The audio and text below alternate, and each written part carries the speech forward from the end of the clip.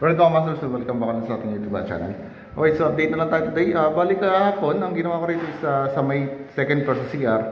So pinatunga ko siya ng masilya, and then niliha ko na rin. So ngayon sa pininturahan na po natin siya ng flat, dalawang patong na flat at saka dalawang patong na semi-gloss. Ayan.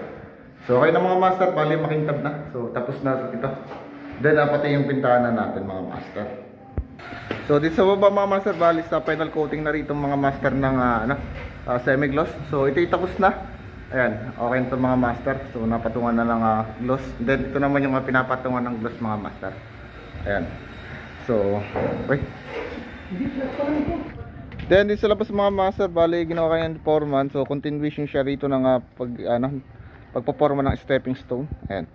So nalagyan na niya ng stepping stone mga master. So dire-diretso lang yung stepping stone natin papunta doon. And then napapunta rito. Ayan.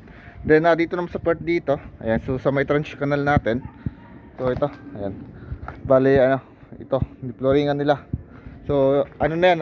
Diretso ng flooring yan mga master hanggang dun sa dulo. So kasi ito yung garahe na. Ayan. Then ginawa ko na rin naman dito sa baba. So minasilyahan ko na rin mga master sa likod ng ating bakod. Sa likod ng ating project. Ayan. So ito. So ganito lang yung masilya natin. So unang patong pa lang ito mga master. Hanggang doon. So tomorrow, ito naman yung aking mamasilyahan.